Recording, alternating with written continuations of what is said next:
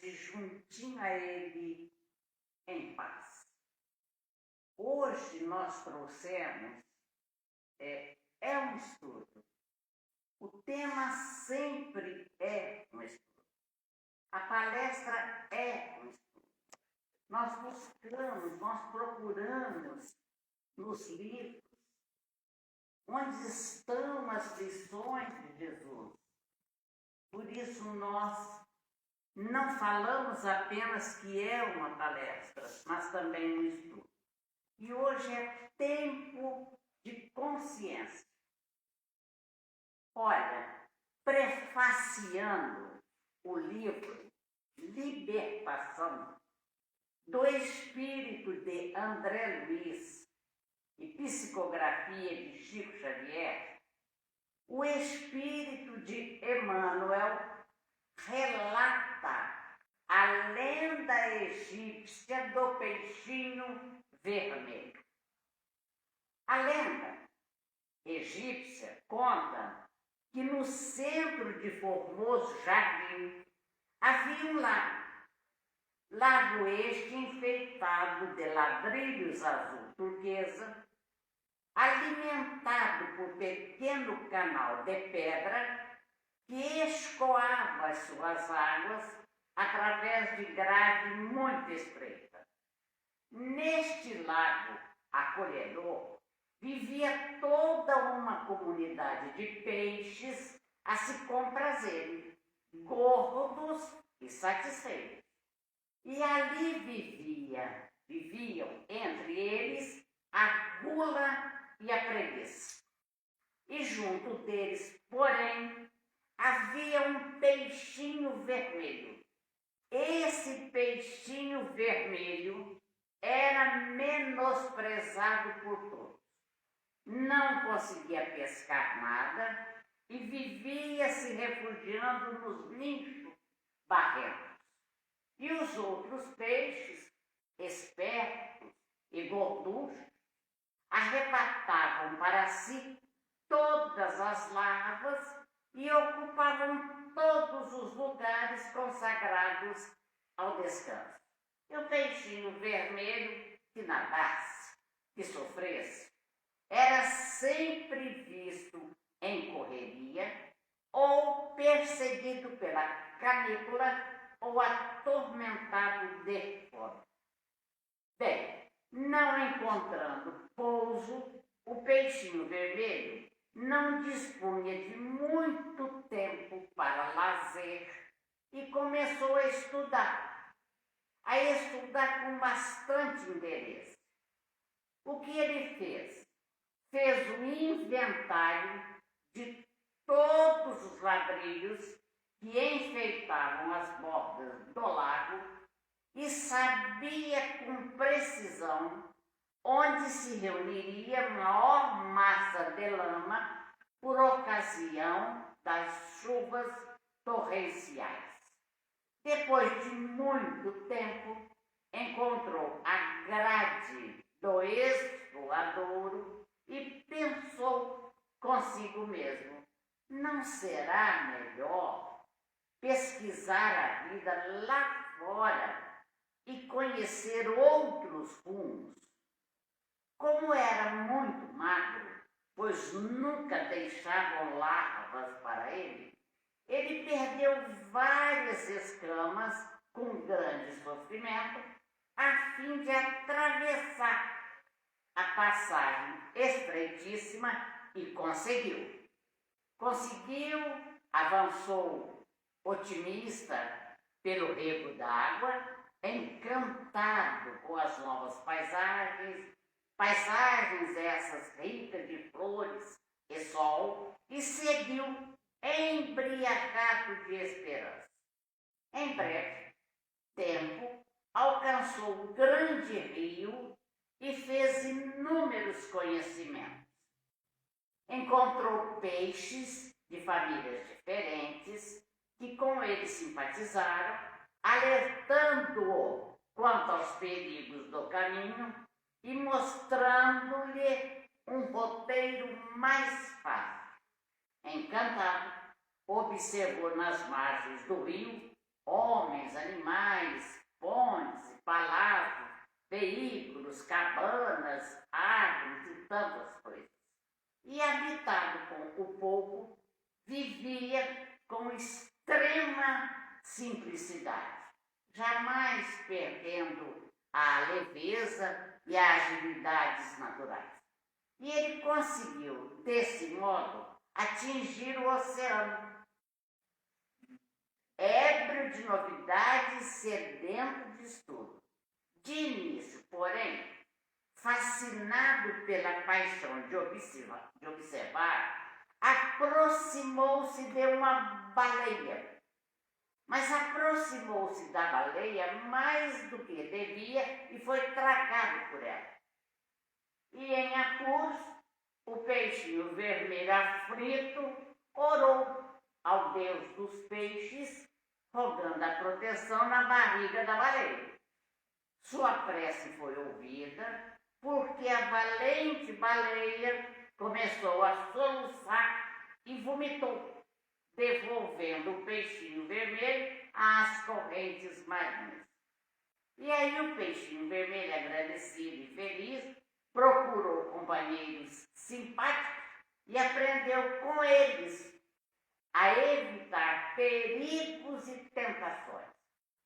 Ele descobriu a existência de muitos peixinhos estudiosos e magrinhos quanto ele, e junto deles se sentia maravilhosamente feliz. Ele vivia agora, sorridente, calmo, no palácio de coral, que elegera com centenas de amigos para residir. Mas conversando um dia com os outros peixinhos amigos, ele descobriu que somente no mar as criaturas aquáticas dispunham de mais sólida garantia, de vez que, quando a estiagem se fizesse arrasadora, as águas de outra altura continuaria a correr para o oceano. O peixinho pensou e sentiu imensa compaixão daqueles amigos com quem convivera na infância no lago e resolveu salvá-los. Decidiu regressar e anunciar-lhes a verdade. Estimulado pela generosidade de irmãos benfeitores, que com ele vivia no palácio de coral, empreendeu comprida viagem de volta. Tornou ao do rio, dirigiu-se aos regatos e se encaminhou para os canaizinhos que o levaria ao primitivo lar. Esbelto e satisfeito, como sempre, pela vida de estudo e serviço a que se devotara, varou a grade e procurou ansiosamente os velhos companheiros. Supôs que o seu regresso ali causasse surpresas gerais, mas logo verificou que ninguém sequer se mexia. Todos os peixes continuavam pesados, ociosos, nos mesmos nichos lodacentos, de onde saíam apenas para disputar larvas, moscas ou minhocas desprezíveis. Gritou que voltara para casa, mas não houve quem lhe prestasse atenção. Ninguém ali havia dado pela ausência dele. E o peixinho desprezado, mesmo assim, aproveitando a oportunidade de estar ali, esclareceu que havia outro mundo glorioso e sem fim, que aquele poço era uma insignificância que podia desaparecer de um momento para outro.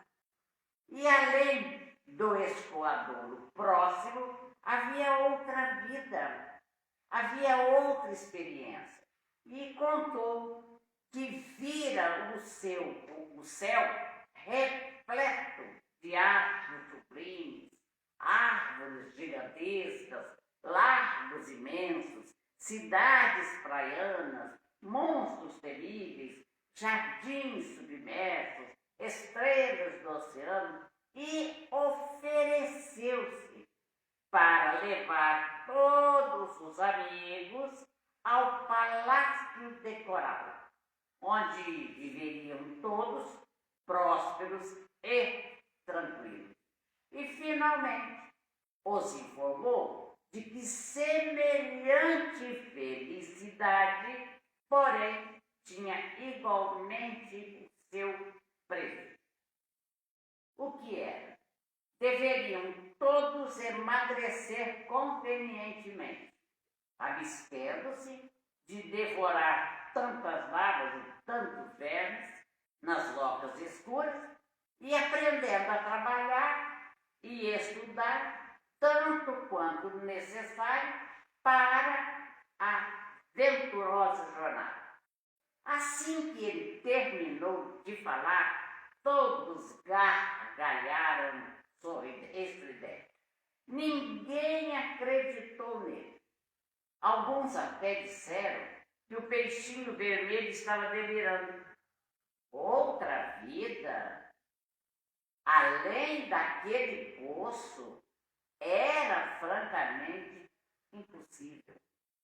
Que aquela história de riacho, rios e oceano era mera fantasia de cérebro demente.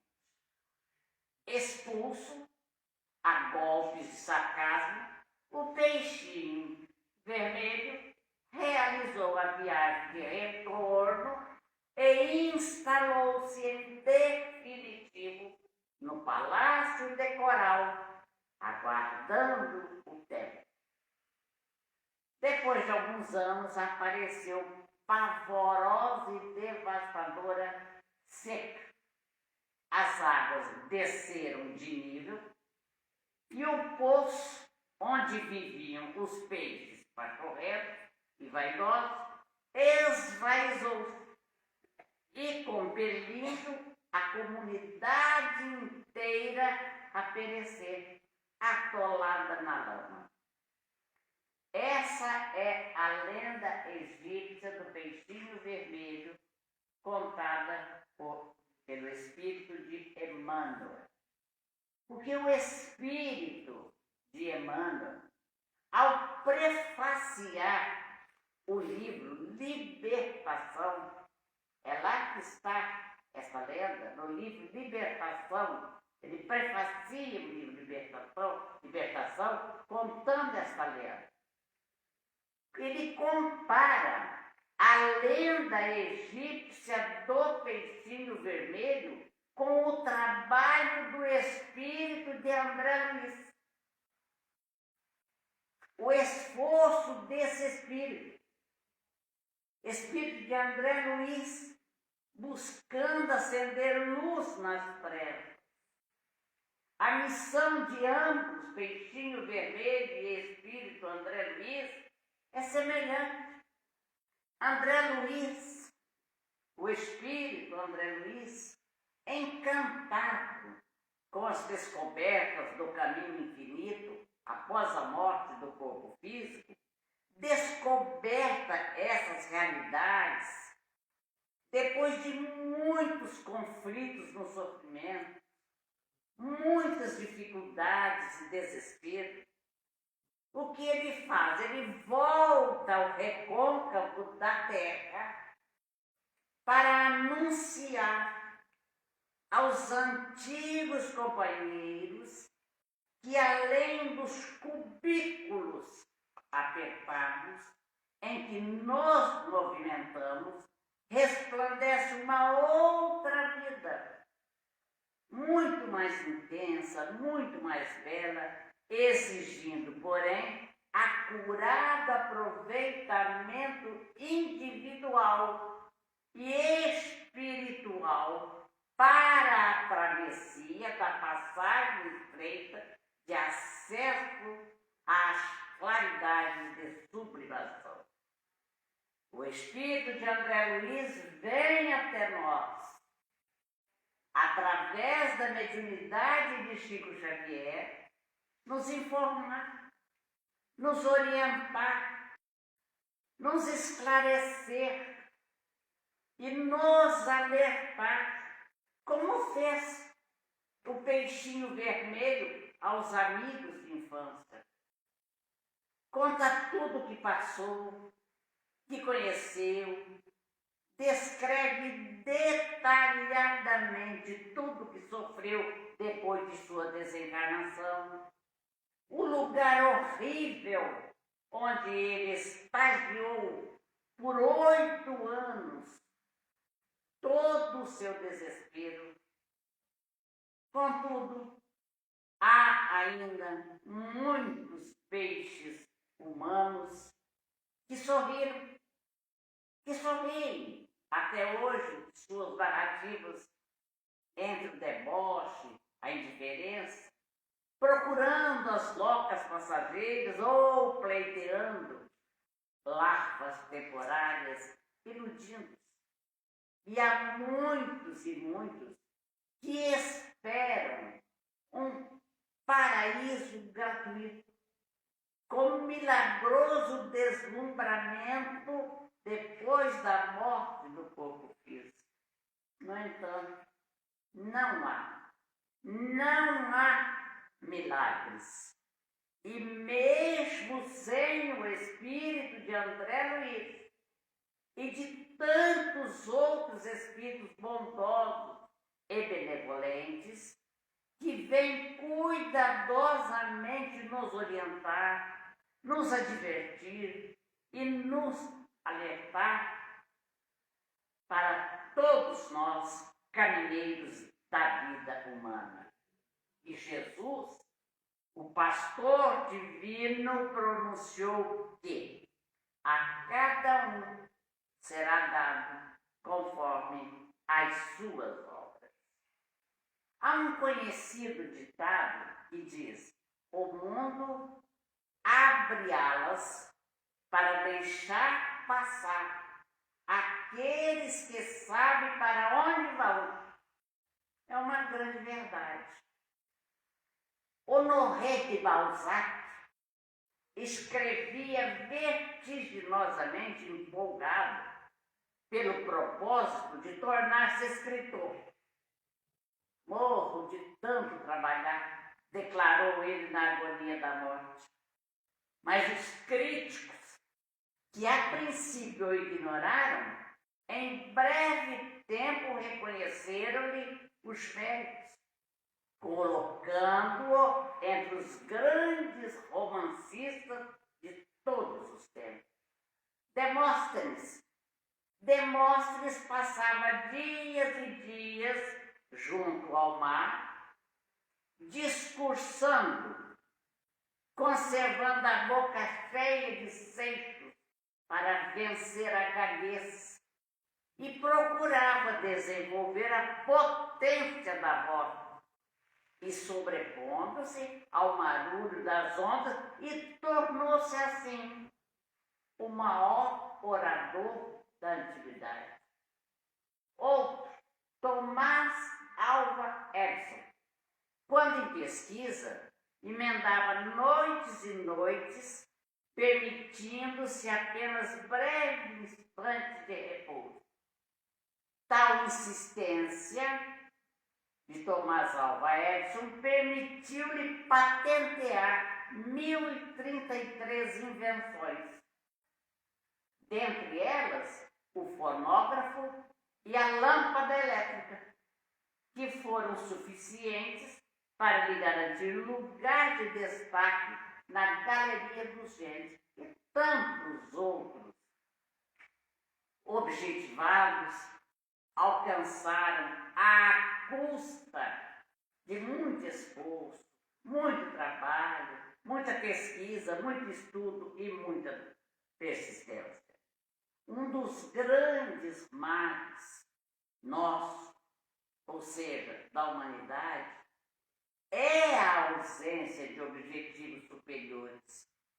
Nós estamos estacionados na rotina do dia a dia e temos fortes tendências em preocupar-nos demasiadamente com ninharias e acontecimentos banais. Nos preocupamos demasiadamente com o procedimento dos outros e transformamos-nos em doentes crônicos e amigos da maledicência. Não buscamos nos esclarecer com a verdade e a lógica. Nos informa o espírito de Manuel Filomeno de Miranda o seguinte: há muitos ainda que dormem o sono da ignorância e da indiferença e não querem despertar. Não despertamos ainda, apesar de tantas provas para as realidades da vida espiritual, atados no orgulho, no comodismo, no egoísmo, na prepotência que nos entorpece a visão, permanecemos ligados apenas às ilusões do momento. Que dificuldade! Quanto apego! Quanto capricho! Quanta indiferença! São séculos e séculos de lutas, de dores, de provas, de expiações, e pouca coisa mudou dentro dos nossos corações. Nós começamos a perceber os nossos deveres, nossas necessidades de mudança, mas paramos por aí. Não colocamos em prática, porque falta-nos fé. Falta-nos coragem, falta-nos certeza, ou apenas só falamos e não fazemos. Então, estamos mentindo para nós mesmos. E a todo instante a morte ceifa multidões que viajam na direção do mais alto, desequipadas espiritualmente, para o grande encontro com a consciência, nos diz novamente Manuel Filomeno de Miranda. E muitas vezes a morte anuncia a sua visita. Doenças, acidentes e outros, dando-nos a oportunidade para viajar, para o viajou, para que nos preparamos para a inevitável jornada. Porque quando todos nós nascemos, já estamos condenados ao seu encontro, com a morte. Devemos estar preparados para o momento que chegará. Aliás, é ela a grande mensageira da realidade que vence as fantasias e quimeras, convidando-nos às reflexões profundas do pensamento e do sentimento. Aí que nós colocamos o tema tempo de consciência. Educar os sentimentos, despertar e iluminar o raciocínio sem descuidar dos sentimentos e burilar o sentimento sem desprezar o raciocínio. Raciocinar para entender e atender os mecanismos das leis divinas. A consciência, sem qualquer dúvida, representa a lei de Deus, em está no ser. O psiquismo divino da criatura, norteando-nos o passo, auxiliando-nos no discernimento próprio para melhor cumprirmos com os deveres que nos dizem respeito. Já vimos lá, na questão 621, em O Livro dos Espíritos, quando Allan Kardec pergunta aos imortais, olha a pergunta, onde está escrita a lei de Deus? Onde? A resposta foi clara e concisa, na consciência. Significa dizer que já estão intrinsecamente em nós as leis que regem o universo. Basta descobri-las. E para descobri-las é necessário que mobilizemos as forças criadoras que dormitam em nosso íntimo. É como a criança que deve crescer e, espiritualmente falando, é chegado o tempo de aceitarmos os deveres da maioridade e da maturidade. Vemos que é exatamente isso que a doutrina espírita nos propõe. A doutrina espírita não veio somente para os espíritas, mas é uma nova proposta para a humanidade, para todas as criaturas que podem e devem ser tocadas pela fé racional. Como vimos, a lenda egípcia do peixinho vermelho, relatado pelo Espírito de Emmanuel, nos faz pensar que a nossa volta ao mundo espiritual é inevitável. E o Espírito de André Luiz vem nos dizer que a maior surpresa, isso é bom de saber, né? Que a maior surpresa após a morte carnal é descobrir que não morremos e que nos colocamos face a face com a própria consciência. Consciência esta que é departamento do Espírito.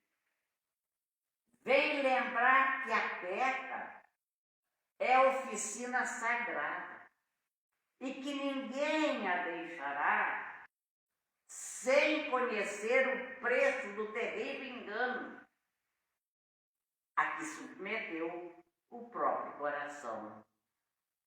Todos, muitos, não sei se todos, mas muitos conhecem o livro Nosso Lar, ditado pelo próprio Espírito André Luiz. No capítulo 1 deste livro, Nosso Lar, o Espírito de André Luiz descreve, olha só, a terrível experiência passada nas zonas inferiores, quando da convicção de não haver morrido, sentindo-se joguete das forças irresistíveis, amargurado doente nas grades escuras do horror, medo, muito medo, gritando como um louco, implorando piedade, clamando contra o doloroso desânimo que lhe subjugava o espírito, ouvindo gargalhadas sinistras, observando formas diabólicas, rostos alvares, expressões animalescas, agravando-lhe o assombro. Está lá, no livro Nosso Lar, pelo Espírito André Luiz.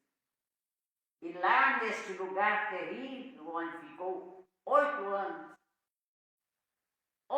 estaria o lar, a esposa, os filhos, perderam toda a noção de rumo. O problema religioso surgia agora profundamente aos seus olhos. Reconhecia agora que alguma coisa permanece acima de toda cogitação meramente intelectual. Esse algo é a fé, manifestação divina ao homem.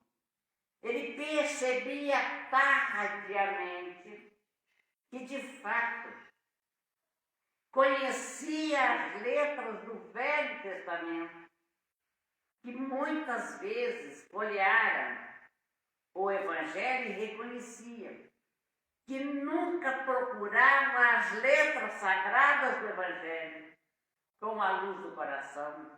Enfim, diz ele, se sentia como a flor da estufa.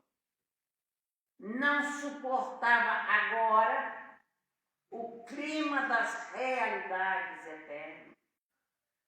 Não desenvolver os germes divinos que o Senhor da vida coloca em nossa alma.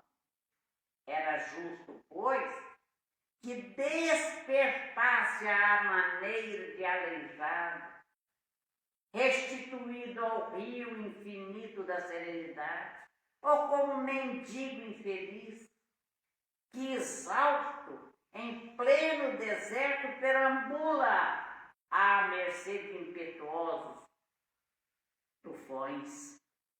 Guardemos a experiência dele. Guardemos a experiência do Espírito André Luiz no livro da alma. Nos aconselha o Espírito de Emmanuel. Ela diz bem alto que não basta à criatura apegar-se à existência humana, mas que precisa saber aproveitá-la dignamente. Que os passos do cristão em qualquer escola religiosa devem dirigir-se verdadeiramente ao Cristo. E que, em nosso campo doutrinário, precisamos, em verdade, do Espiritismo e do espiritualismo. Mas, muito mais, espiritualidade e religiosidade. Continuando a falar do livro Nosso Lar, no final do primeiro capítulo do livro Nosso Lar, o Espírito de André Luiz envia-nos importante recomendação. Amigos da terra, quantos de vós podereis evitar o caminho da amargura com o preparo dos campos interiores do coração? Acendei vossas luzes antes de atravessar a grande sombra. Buscai a verdade antes que a verdade vos surpreenda. Suai agora para não suar depois. A vida não cessa. A vida é fonte eterna e a morte é o jogo escuro das ilusões. A alma percorre caminhos variados e etapas diversas. Recebe conhecimentos aqui e ali. Avoluma-se em expressão e verifica-se em qualidade antes de encontrar o oceano eterno da sabedoria e do amor. O despertar, portanto, para a realidade, no além-túmulo, é ocorrência lenta e dorida, pois despertamos com os recursos próprios que armazenamos. Ideal, portanto, seria evidentemente que esse despertar de consciência para a realidade de si mesmo e de sua imortalidade tenha início durante a vida carnal, mediante a disciplina mental, transformando nossos pensamentos em emoções de amor, de fraternidade, de educação e de paz. Diante de tudo isso, de todos esses esclarecimentos que ouvimos aqui hoje, esclarecimentos notáveis, que tal nos prepararmos para a grande viagem? Não sabemos o que vamos encontrar pelo caminho. Caminho este de ida e depois de volta. Por quê? Uma existência é um ato, um corpo é uma veste, um século é um dia, um serviço é uma experiência, um triunfo, uma aquisição e uma morte, um sopro renovador. Quantas existências? Quantos corpos? Quantos séculos? Quantos serviços? Quantos triunfos? Quantas mortes necessitamos ainda? A morte física não é o fim. É pura mudança de capítulo no livro da evolução e do aperfeiçoamento. Ninguém, contudo, perturbará a lei divina, a verdade vencerá sempre e a vida eterna continuará ensinando com paciência maternal. Prosseguimos, pois, no caminho da verdade e do bem, cheios de otimismo e bom ânimo, a caminho de Jesus com Jesus. Dia chegará que atingiremos, sim, as culminâncias do céu. Dia chegará que não mais precisaremos enfrentar as durezas da vida terrena, e sim desfrutarmos as benesses do amor no mundo. Então, vamos, como diz Castro Alves, marchemos. Quer colocar um fundo musical?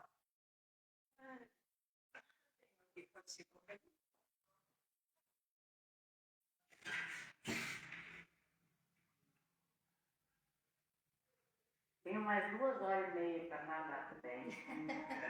Não se preocupe, depois paga, se for fazer meio paga, aí começa de novo, vai mais triste. Mas temos. É o poema de Castro Alves, para encerrar a nossa palestra de hoje. Há mistérios peregrinos, no mistério dos destinos, que nos mandam renascer. Da luz do Criador nascemos, múltiplas vidas vivemos para a mesma luz ouvir. Buscamos na humanidade as verdades da verdade, sedentos de paz e amor. E em meio de mortos vivos, somos míseros cativos da iniquidade e da dor. É a luta eterna e bendita em que o espírito se agita na trama da evolução.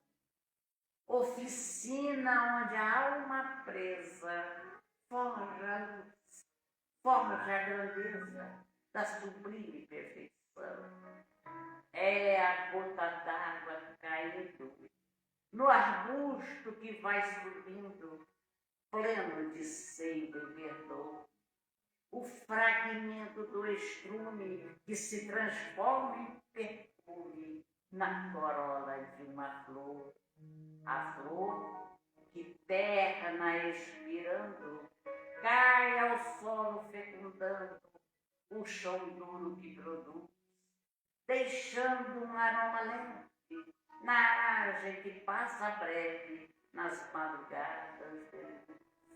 É a rica que borna o maio pelas palmas do trabalho, a enxada fazendo pão, o escopro dos escultores, transformando a pedra em flores, em carraras de eleição.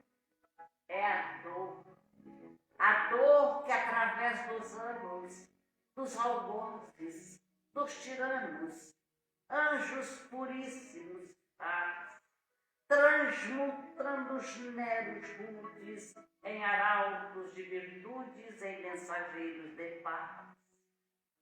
Tudo evolui, tudo sonha, na imortal ânsia risonha do mais subir, mais galgar.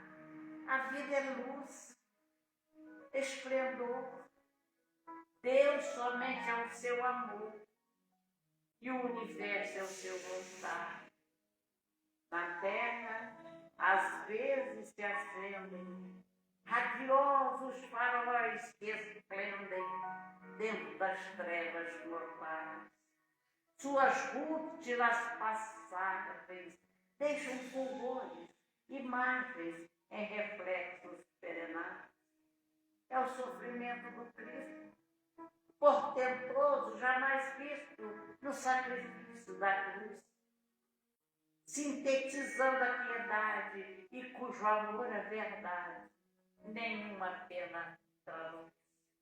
É Sócrates e a cicuta, é César trazendo a luta, tirânico e lutador, é Céline com sua arte, ou o sabre de Bonaparte, o grande conquistador. É Anchieta dominando, a ensinar, catequizando o selvagem infeliz. É a lição da humildade, de extremosa caridade do pobrecinho de Assis. Ó bendito quem ensina, quem luta, quem ilumina, quem o bem e a luz semeia nas páginas do evolutivo. Terás a aventura que anseia nas sendas do progredir. Uma excelsa voz ressoa, no universo inteiro ecoa. Para frente, caminhai. O amor é a luz que se alcança. Tem de fé, tem de esperança para o infinito. Marchemos todos nós. Muito obrigada a todos pelo pouquinho de tempo que falamos, mas a próxima vez